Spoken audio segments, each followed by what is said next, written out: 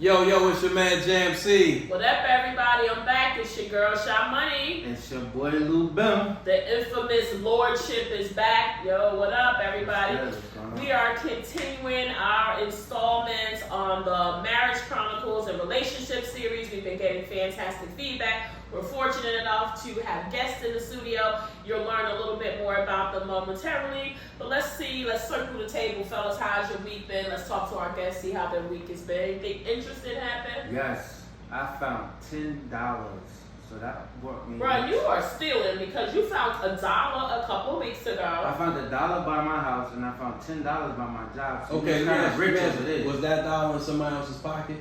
Nah, unfortunately. Okay. But it looked like they were trying to use it to sniff. Oh, rolled up. It was rolled up real tight.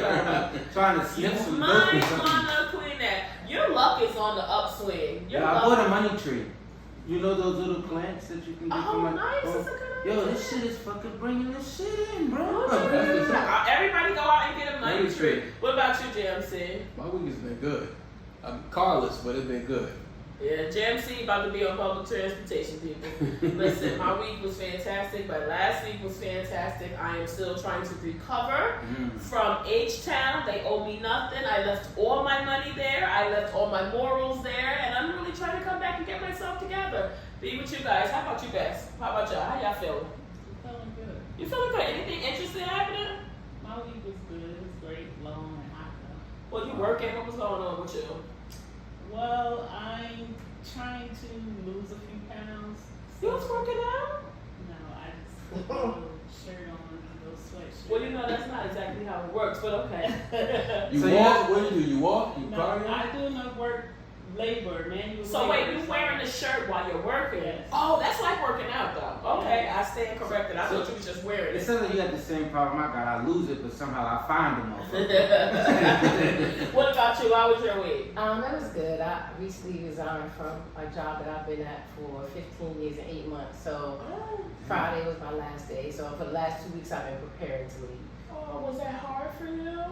Not really for me, but like having my coworkers come in and express how much they're gonna miss me, my clients and stuff like that. Oh, It was kind of like tugging at my heartstrings. But I'm sure. So it's safe to say this is a celebration. well, yes. Okay. yes, All right. Good thing. New Good thing. beginnings. That's what I was thinking. New beginnings. So people, we have, as you can see, we have good guests in the vocal lounge today. So they are going to be contributing to our installments in the Marriage Chronicles and Relationship series. So who wants to go first? Tell our listeners and viewers who you are. Tell us your zodiac sign. Tell us what you do. Anything that you want to share with folks. Okay, my name is Keisha. I'm a Gemini. Okay. All right. Y'all know they tell you off, right? One day they smiling, one day they not. Be careful with this one, right? She's Tupac Shakur.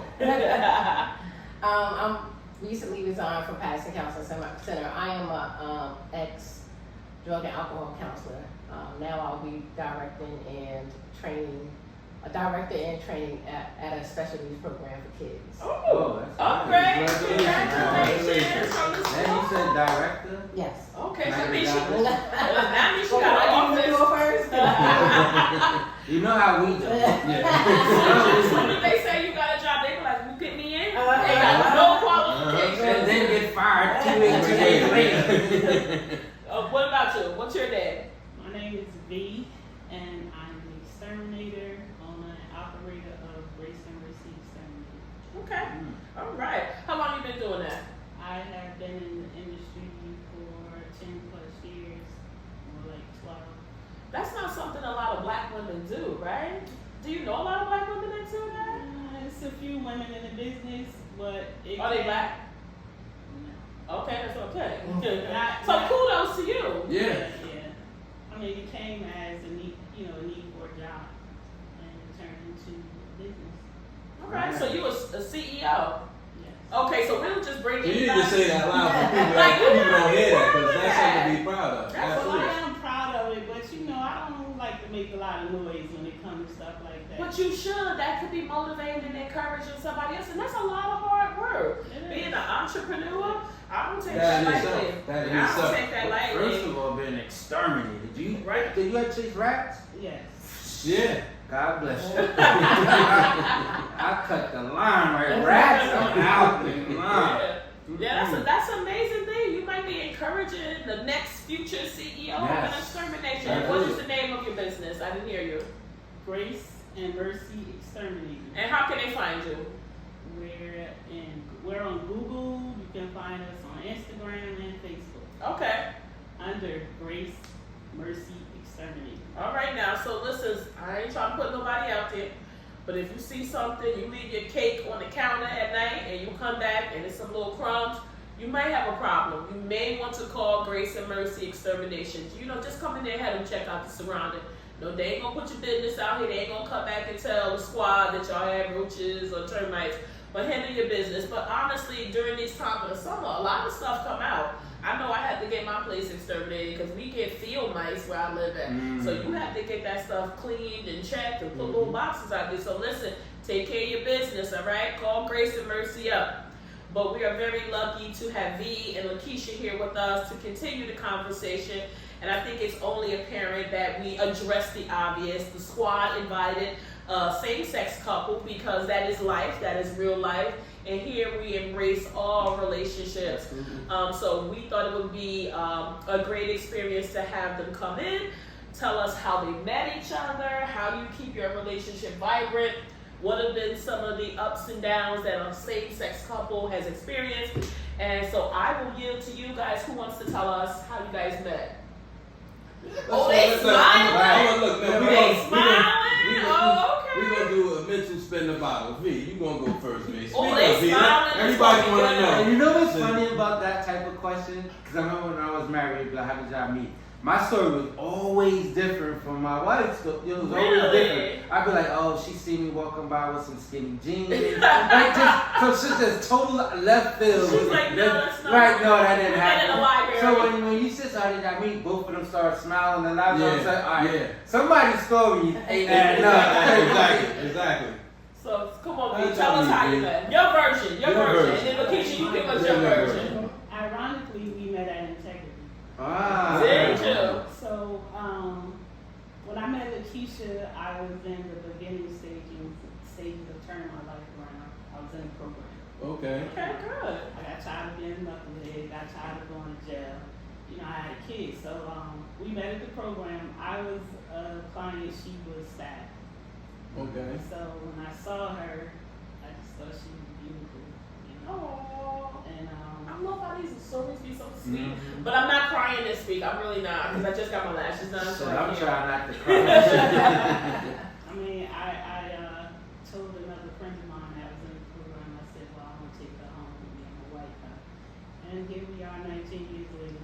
19 years. Okay. Wow. So I want to ask a question. So was that going to be your first ever same-sex relationship or no? No, I've been in a few relationships or situationships prior to her.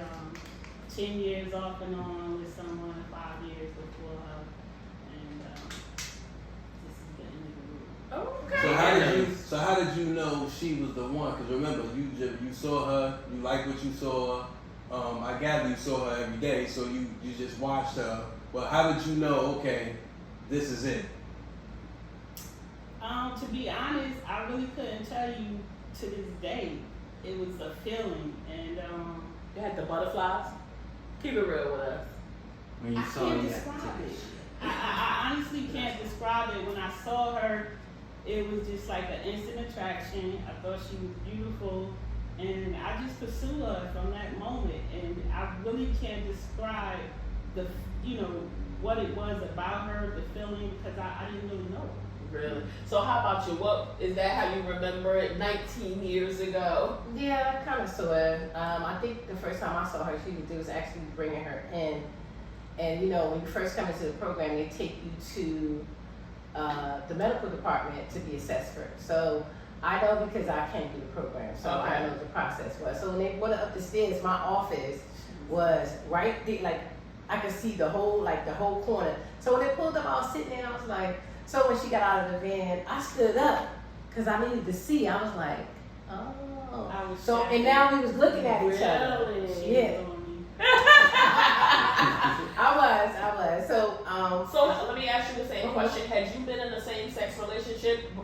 before you met her? Yes. Okay. Yes, I've been in a couple.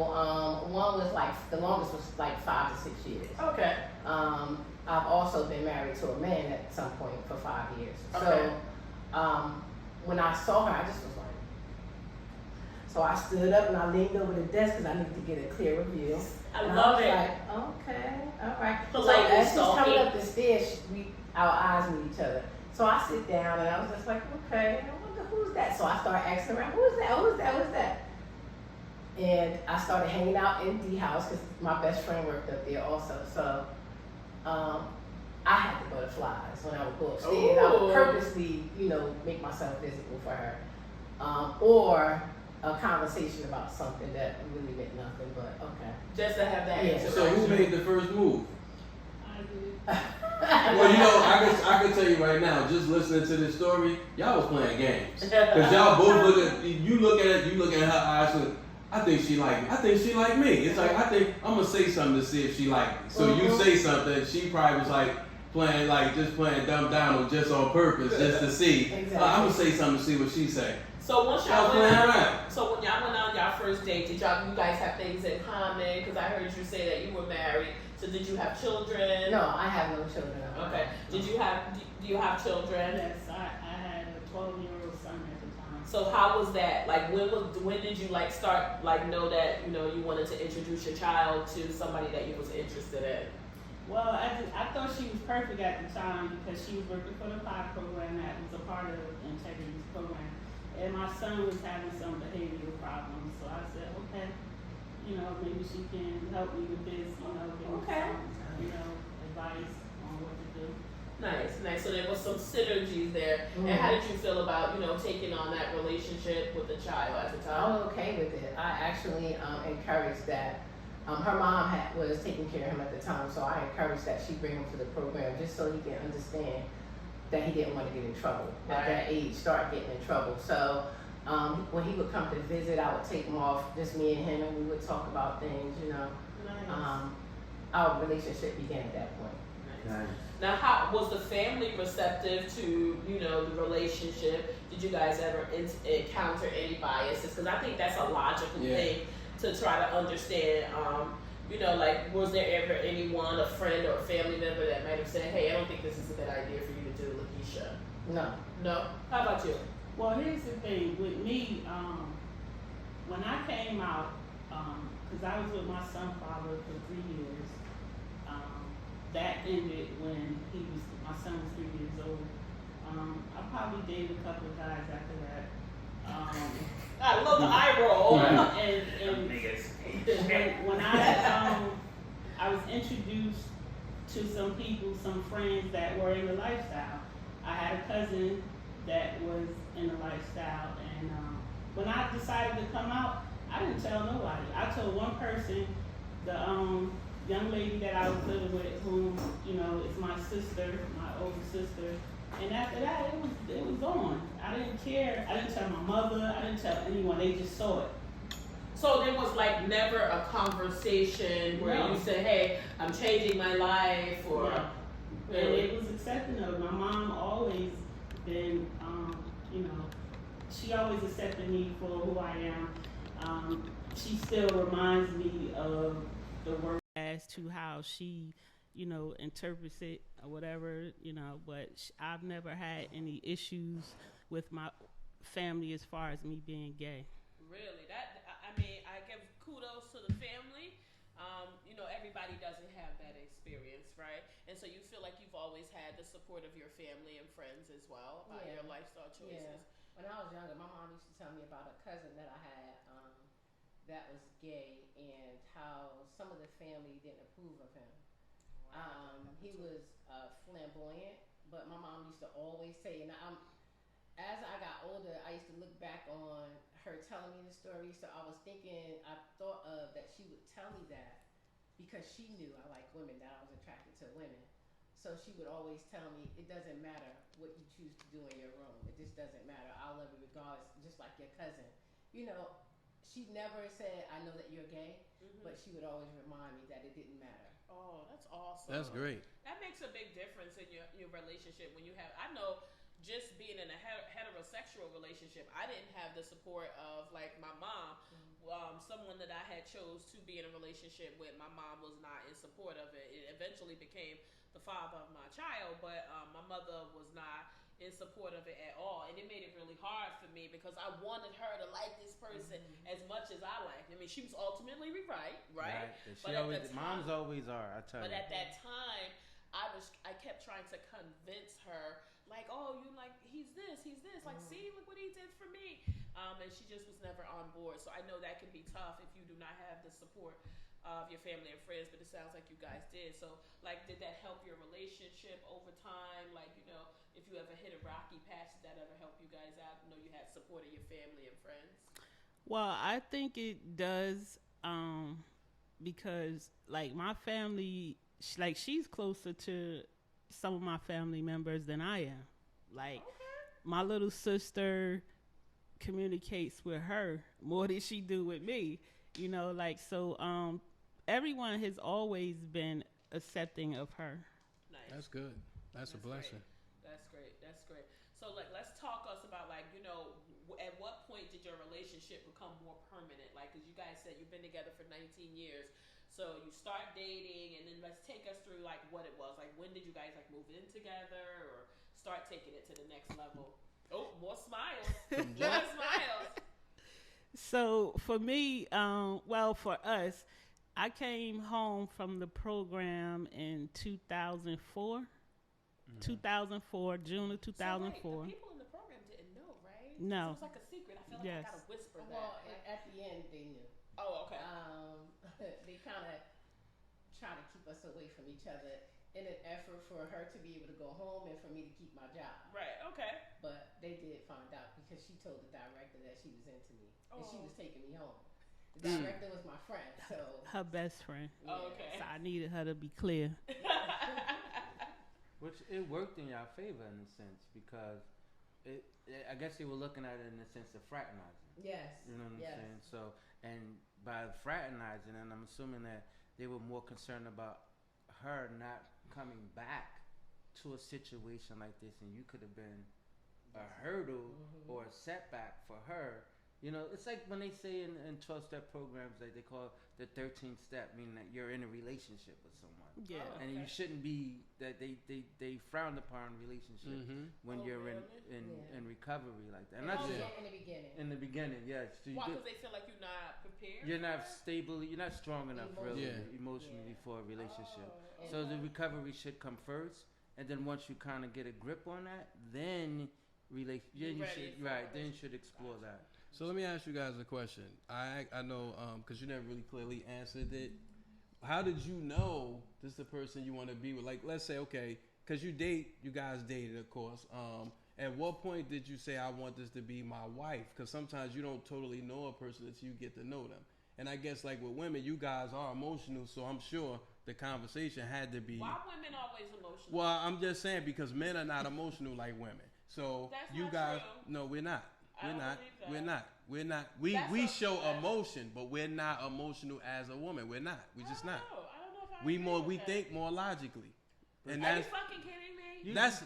You just said a couple of weeks ago that you didn't think men had feelings. Exactly. Well, Let me get to the question. Okay. What I'm saying is, at what point, how did you know this person was the one I want to be with her for the rest of my life? Because you guys had to get to know each other, I assume, to get to that point. I would have to say it was like the 4th year into our relationship. The first 3 years I was on my bullshit still. What does that mean? You are not going to say that and skip over that. Not in this room. What does that mean? Somebody tell me. I had lingering situations. There was drama? Prior to me leaving the program with her. But I did, you know, it was to a point where when I got out the program, I had to take another friend of mine that was, you know, a platonic friend to the situation house to tell her, like, look, it's over because, you know, me and her were together. So that was more than a platonic if you saying it's over. No. The one that went with her. I needed her to be like my strength. to go to the other situation house and tell her, because I had been fooling around with that situation for like 10 years off and on. Okay, so that's hard. Gotcha. Okay. But so like for you, right, and I don't want to, we're past that, right? But I want to try to make sure we're helping people understand that that's real shit that happens, right? It doesn't always be a straight road. But how was that? Like when you found out that there was something else potentially happening in the wings, did that make it hard for you to trust her? Well, I didn't know that all of that had happened until after Okay. the fact, like way after. So when you found out way after, like, were you concerned about it? Like, what was your reaction to that? Did you feel betrayed? Well, I didn't feel betrayed, but I was a little upset because I felt like I should have been told in the beginning. But afterwards, the other friend was explaining, like, no, it wasn't like that type of situation. She just took me because she needed to say it to her, because she knew she was going to try something with her sexually in order to keep her there. So she came to be like support, to advocate. Okay, I got you now. I'm following now. So it took 4 years. Yeah. Did you feel like that was too long for you? No, because at the time we were still getting to know each other. I Okay. mean, when she came home, I think I stayed at my house maybe 3 months, and then I moved in with her. So it was just like, okay, this is what it is. Either you're gonna move in with me or I'm gonna do what I do. And I'm like, okay, well, and I told my mother, I was like, Mom, I'm leaving, because my mom owned the house. I was in the basement. I had paid my rent for 6 months, so I was like, Mom, I'm leaving. And she was like, you doing what? I was like, I'm leaving. She was like, oh, okay, well, where you going? I'm like, I'm moving with Vee. And she was like, okay. Wow. Came with a truck, took my stuff, and I took it to her house. Now let me ask you something, not to cut you off. And it seems like it was a hurdle, right? The hurdle would mean that you guys being at the program was kind of stopping y'all from actually moving forward, because there was only so much you can do because she was in the program, you worked at the program, and she wasn't as free as she would have been. So that kind of would have slowed y'all down a little bit, would stretch it to 4 years. It could have been, y'all could have been living together within 2, or y'all could have probably got married. Integrity shortly after she left. Oh. But how, she was in there for how long though? How long? Like 6 months. Okay. Oh, let me just clarify. I didn't go for drug use. It was for distribution. No, I thought it was for a longer period. Because when you said 4 years, I'm like, oh wait. Yeah, I thought because the same I do thing. know that. No. I do know how it works. So you could be in integrity, which is the drug program, and then get transferred over to the halfway house. No, I was there for 6 months, and 4 years after I left into our relationship is when I knew that she was the one for me, to answer your question, because she was different than the other females I had been dealing with. And it took a lot of growth and maturity within myself, mentally and emotionally, to really understand what was going on. And I heard her when I was on my bullshit, and I saw what it did to her, and I didn't want to ever have her feel like that again. So Keisha, what was it like? That. So for you, what was it a point where you knew Vee was the one for me? When I moved in her house. When you moved in with her? I knew that her and her son, I wanted to be in my life for the rest of my life. I knew that it was going to take some growing, because again, we didn't really know each other. Like now, even after 19 years, we're still learning each other. No, absolutely. You should, grow every right? day. So it doesn't get stale. I just think, I'm listening to you guys, you were a blessing to her. And she appreciates that. And you could tell just by the way she speaks. So I think you was just something different. And I think sometimes we all need that when it's like, or sort of like opposites attract, so to speak. But she was ready, so that was a good thing, because a lot of people would have just been playing games, even still trying to hold on to you. Yeah. So when you mentioned something that was really interesting to me, excuse me, you said you had to do a lot of maturing. How did you go through that? Did you just change the environments you were in? Did you went to therapy? What was that process like for you? I think as time went on, at the start of that 4th year, I got tired of being in the streets because she will always be home. She wasn't a club head she was a homebody. Okay. And when it got time for me to get ready to go out, because I was just doing what I always knew how to do in relationships. So I had to change that. So I stopped hanging out. I stopped communicating with people that I was dealing with in the past. And I just started working on me. I mean, we still had like a lot of friction in the relationship, but yes, we made a conscious decision to go to therapy. Oh, nice. That's dope. And That's dope. What was that experience like going through therapy? It was educational because you know how we go through the day and not really knowing what your mate is experiencing. That could be true. Very real thing. We both experienced death like very close to each other. Like her brother was killed in 2010, her son died in 2012, my brother died in 2013. Oh wow. So it's a lot for you guys. Yeah, so it's Sorry, like y'all experienced two that. rams hitting each other all the time because we don't know how to say, listen, I'm hurting. You know, instead we're punching bags for each other. Right. Mm-hmm. Therapy helped us do that. I think that my mom experiencing that also helped her through it to a certain extent. We learned how to communicate verbally with each other versus walk through the house. Because I don't walk through the house and not say nothing to you for 3 months. If that's what you want, we can do it. Jesus That's that Christ. Gemini. That's See, I told Jesus. you. I told you That's that a long Gemini. time. And that's what I'll do. 3 months? That's a long Choke the shit time. out you. 3 months. So I can do that, but again, in listening to the therapy sessions and seeing growth, it was just like, no, that's not the way you communicate with each other. You text message. We don't know how to have a conversation though, but you can text somebody. So we started to practice speaking to each other, and I think it has worked so far. Yeah, I would Shit, say it 19 was years. therapy and a lot of God,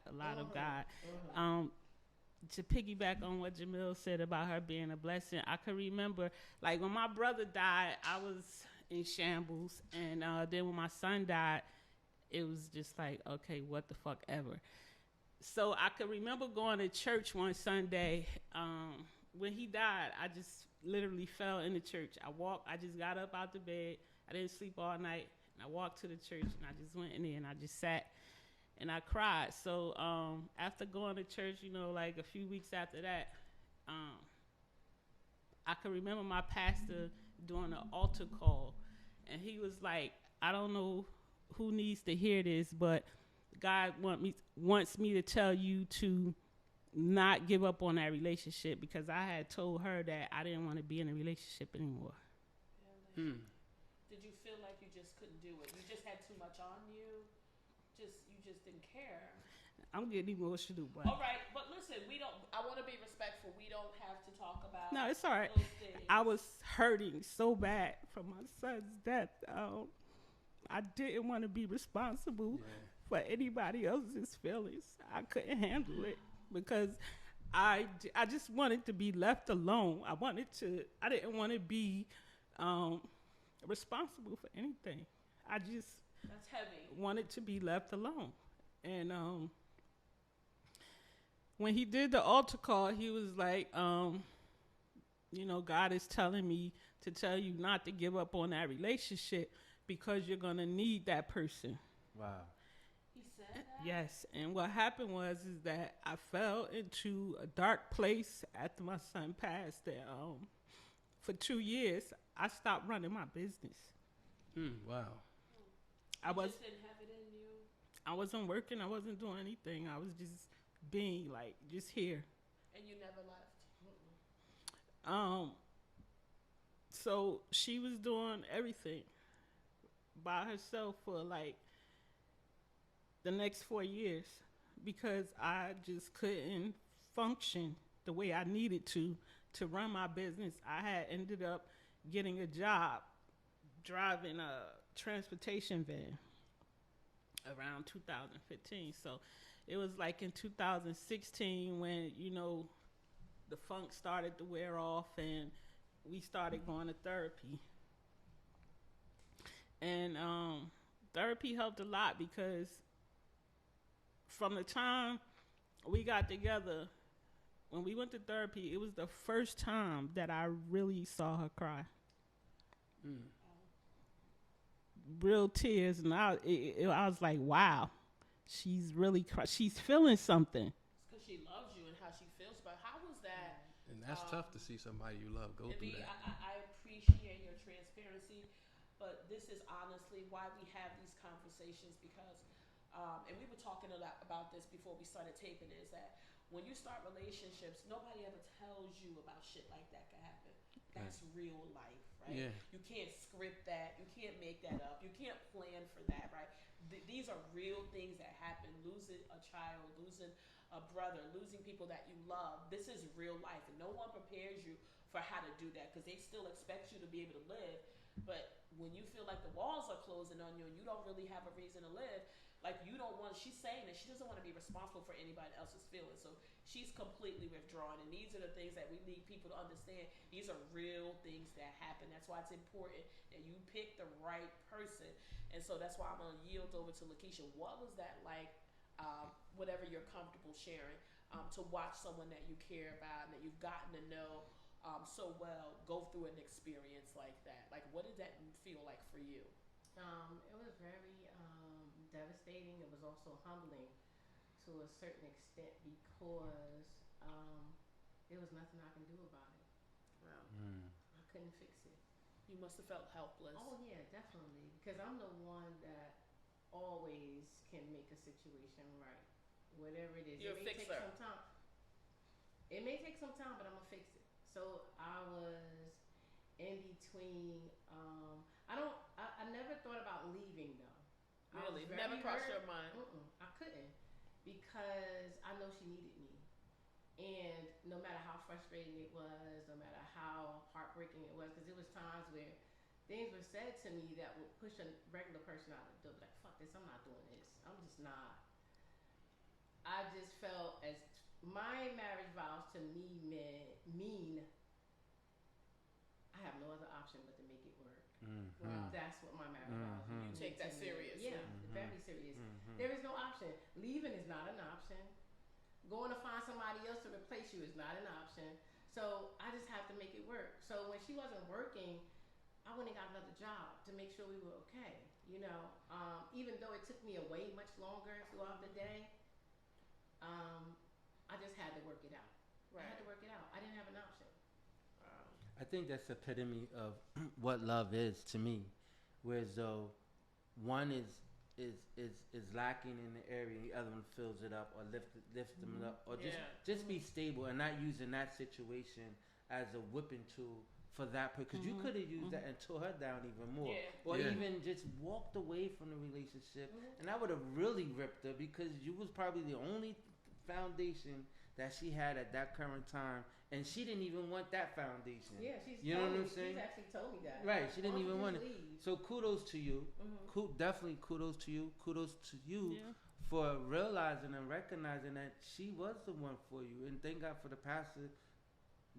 For God imparting a word into him at the end. Yes. And it was good that also that she was open to receive that, because you know how many people be in denial and thinking he don't know what they talking about, he don't know what I'm going through. That's not for me. So that was y'all destiny.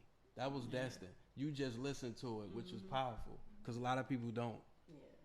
So, but it sounds like to me, and this is one of the questions I wanted to ask, and we had this on a previous Marriage Chronicle, where one of the couples said they learned how to fight fear, right? Oh, yeah, So do you, when you guys were going through something, even now, do you guys fight fear? Or what I mean by that is when you fight, you just let it all out. You say whatever it is and just pick up the pieces later. She never did, but I always did. Wow. Wow. I mean, let me be. She always fought fair. I never did. That's not a skill that I have either. I'm being honest. Like, I'm not promoting it. I'm not entirely proud of it.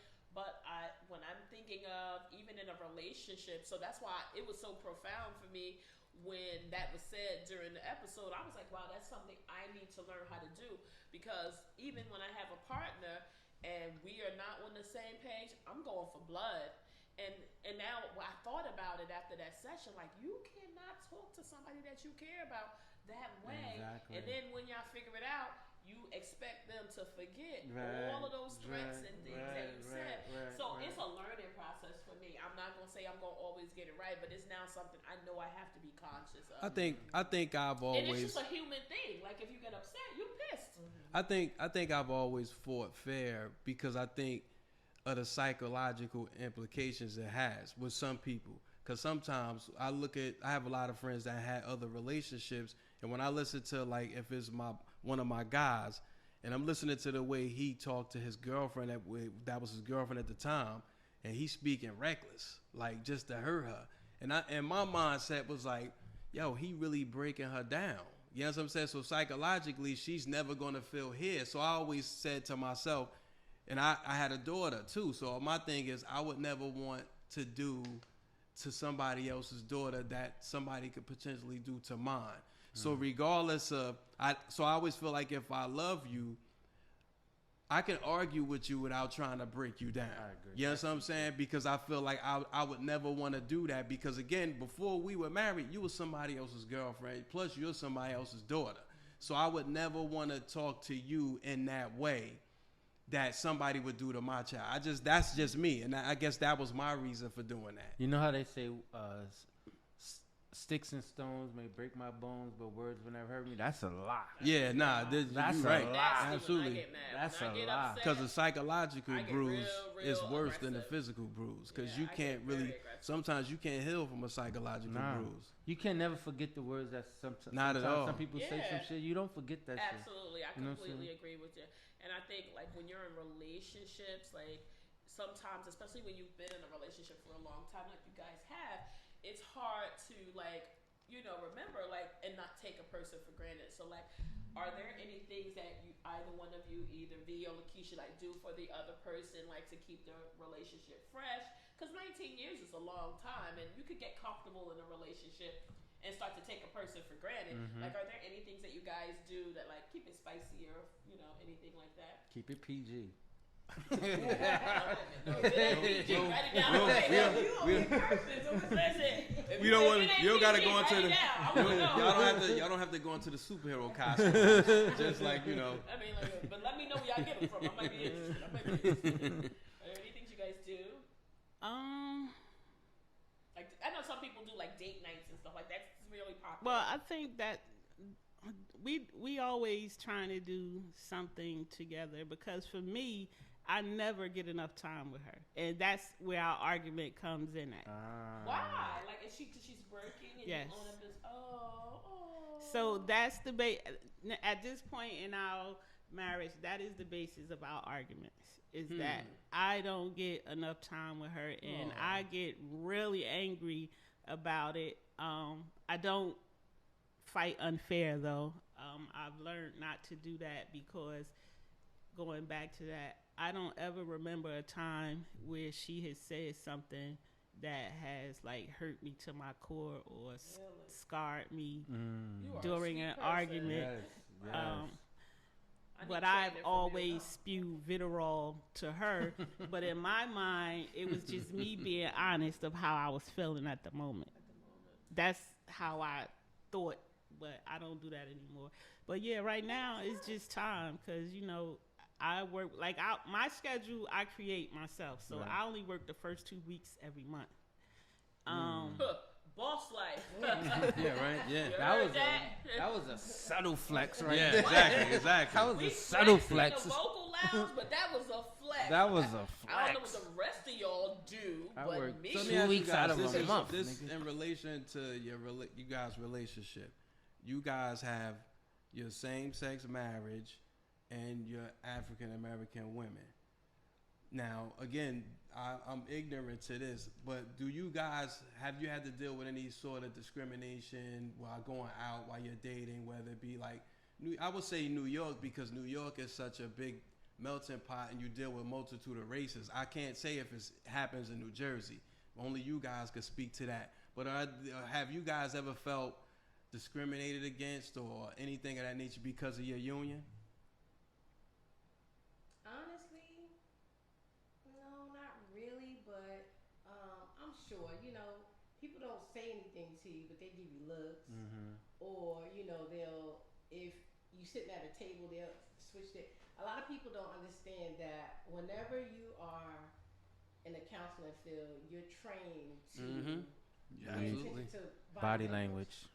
eye contact, stuff Absolutely. like that. So of course, yes, for to answer your question, yes, there's been discrimination because of body language. They never say anything to you, but their body language tells you that they don't approve of your union or your relationship. They stare at her, and then they address her as him. Of course, me. Yeah. No, her. And they'll be looking away, and I'll do this, to get their eye contact to her. Right. But yeah, yeah. Does that cause like a challenge for you guys? Like, is that frustrating? For me, I mean, not so much because I know how I present in the world. I know that I am a masculine looking female. Okay. I identify as female. My look is intentional because this is me being comfortable in my skin as who I am. I'm not a female that wears dresses, never was.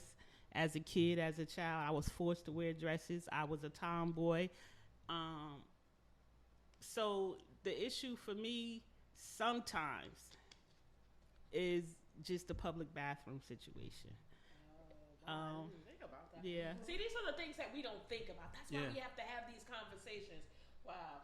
So what would happen in a situation? Do you think people will be uncomfortable? No, I've been in situations where women are literally, excuse me, this is the women's bathroom. Sir, that's the women's bathroom. Really? And when I speak, then they'll be like, oh, I'm sorry. Because you're very soft-spoken naturally. Yeah. So we've asked you to speak up for the purpose of the show, but you're very soft-spoken. Or they'll still, excuse me. I say, how can I help you? So what I've started training myself to do is when people come, and it's mostly dumb women, I've started training myself to do is to, do you have a question?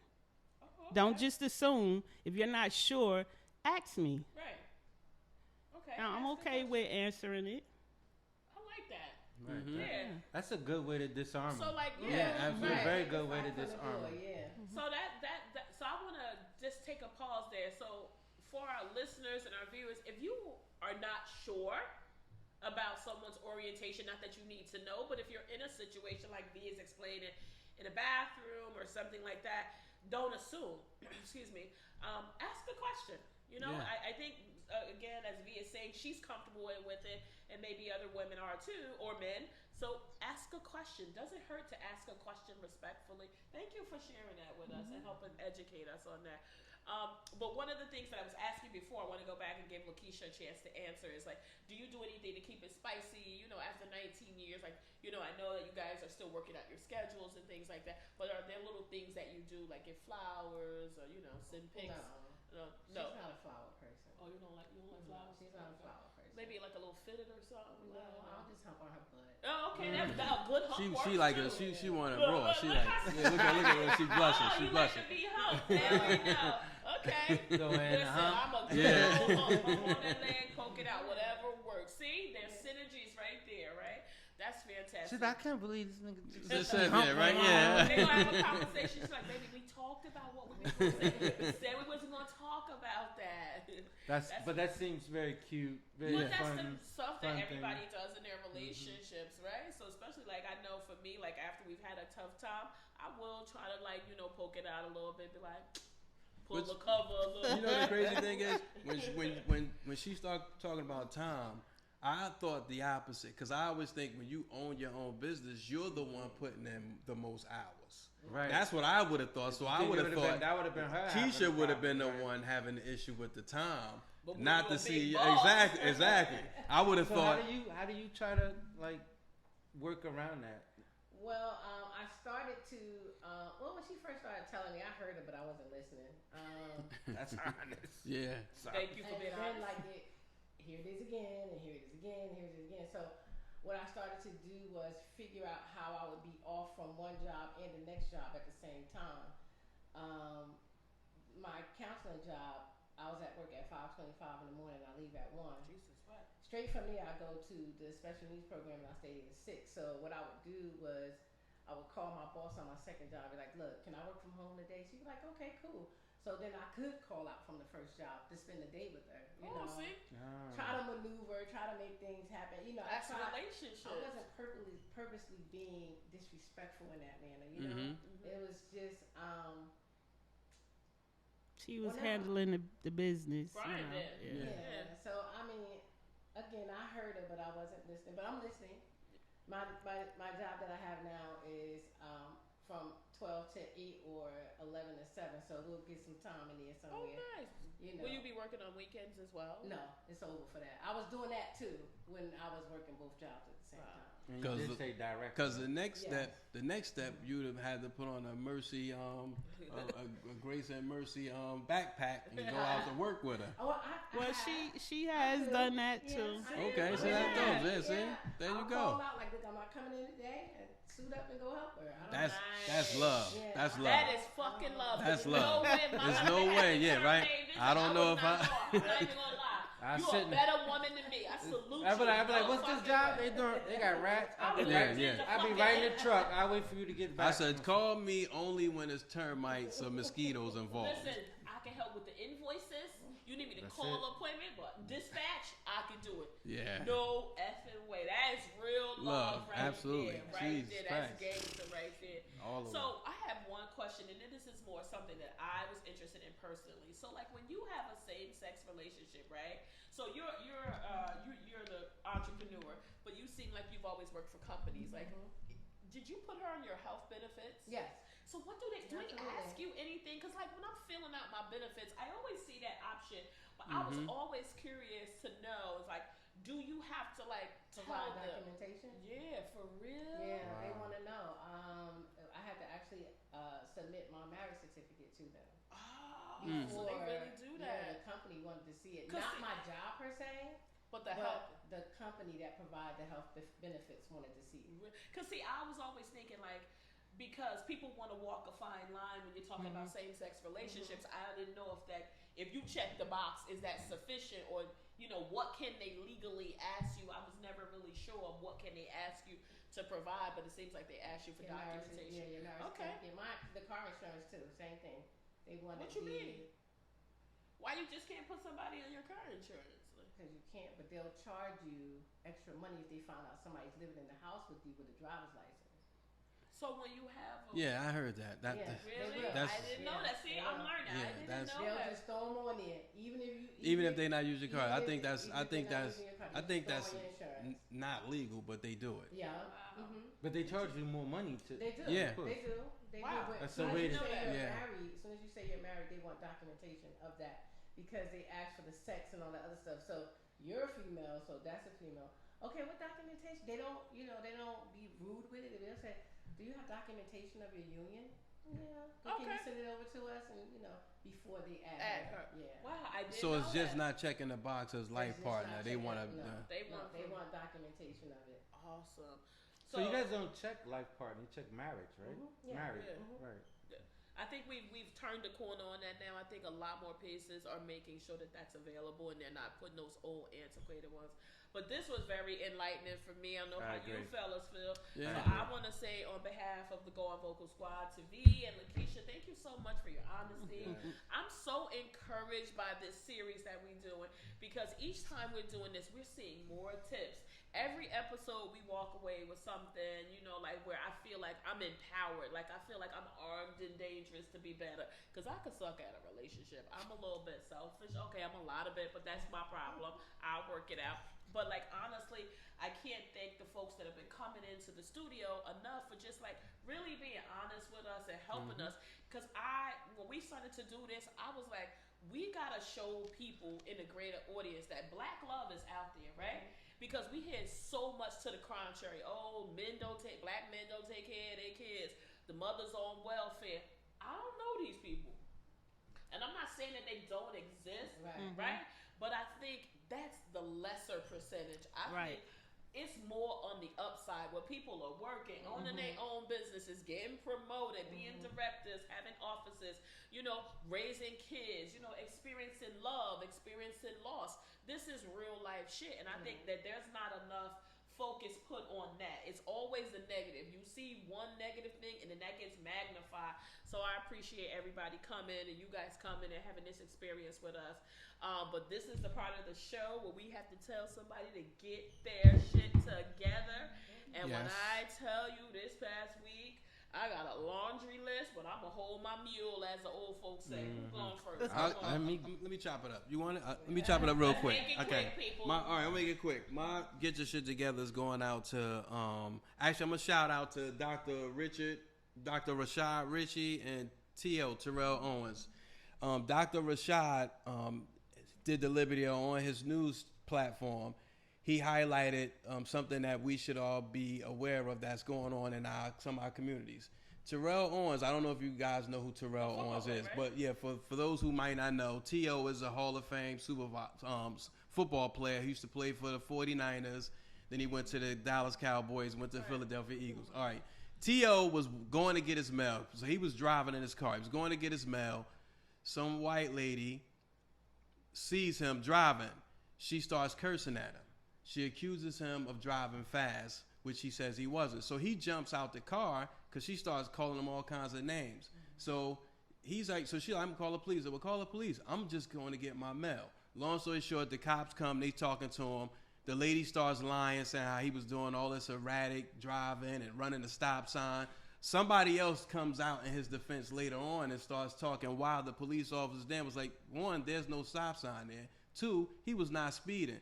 This lady and her husband just starts attacking him, and he videoed it for the purposes of showing that, one, he couldn't believe he was dealing with that, and two, because he's seen this what happened to other people before of color, he really was shocked he was going through that. Yeah, she starts talking about how his house got tax liens. He's like, I don't even know this lady. Like, she just was she made the wrong mistake in saying a black man should, this is her words, I'm a white woman and you're a black man. Basically saying you should not address a white woman as a black man. Now, she says this, and they highlighted that. She said that verbatim. So I just want to say to this country, we need to get our shit together. Just us as people, as black people, we need to know that we still in this fight.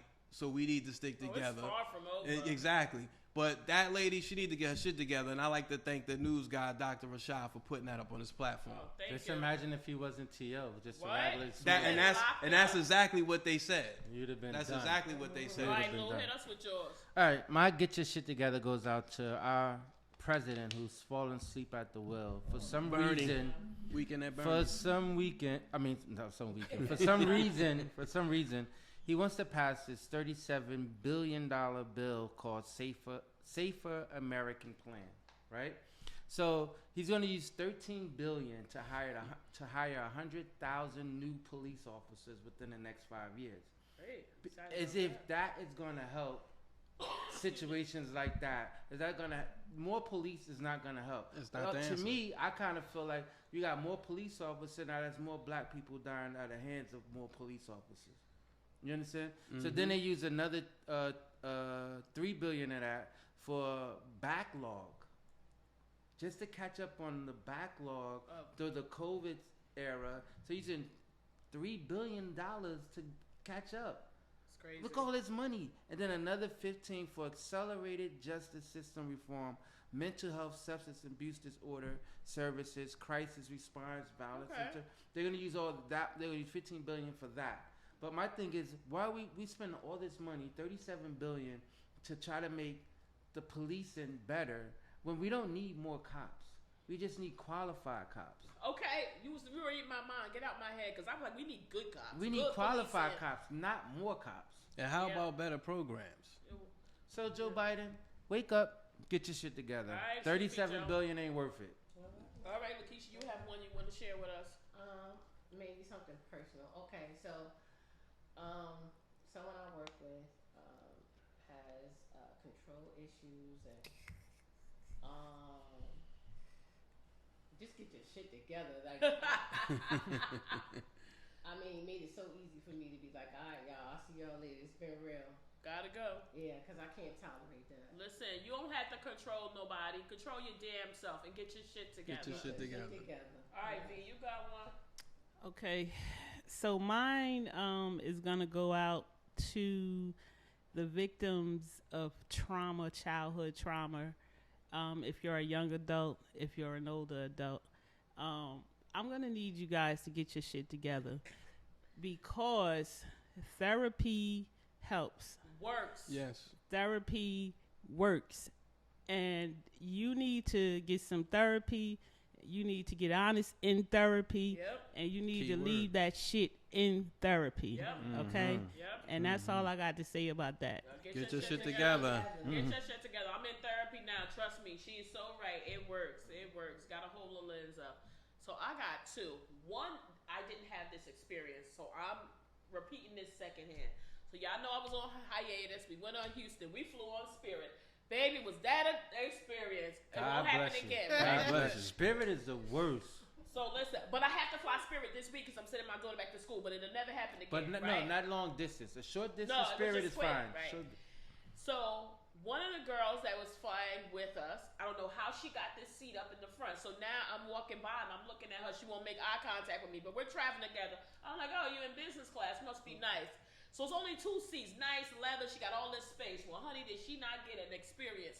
She was sitting by this woman who was 50 or 51 years older, 51 years old, who started just telling her whole life story to her.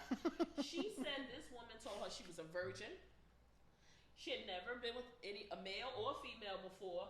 She had some sort of vaginal problem, that her vagina had an odor.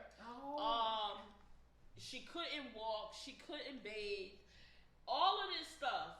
How long was this flight? A couple hours. Now it's getting hot. And I guess it's getting pungent up there. Wow. And so she's telling her all about these reproductive and vaginal issues you have. Who in the hell shares that with a complete stranger on a flight? And you know, even though they had bigger seats because they only had 2 seats up there, you still fairly close to somebody. Yeah. You need to get your shit together. Wow. I'm sorry. Like, I get it. There's all kind of health things that go on. But you know effing better. If you've been dealing with some sort of health issue for a long time, there are certain things you can do to clean yourself up or be, you know, not impact somebody else. You know, we're sympathetic. But to sit there and talk about that for a couple hours, don't nobody want to hear that shit. And then that box starts smelling. Yeah, just marinating up there. And listen, I'm not trying to make light of nobody's situation or be mean-spirited, but I just thought that was in very fucking poor taste, right? You could have sprayed something on the low. Like, where they don't, you know, like. But she used to it. She didn't even know the box was humming. Yeah, she knew. Wow. I'm like, yo, that's just crazy. That makes the person that you're sharing that with uncomfortable now. So I want to say to that lady, get your shit together. My last one is going to be real quick. So we're in Houston.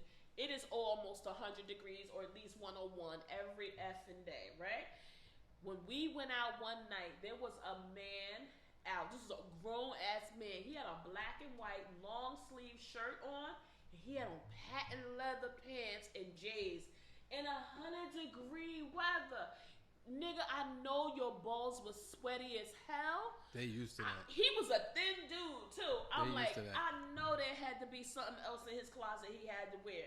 I'm like, yo, that's where people be trying to show off. Where the fuck are you going with them patent leather pants on? So to that joker in Houston at Urban Social who had on them patent leather pants, you need to get your shit together, yo.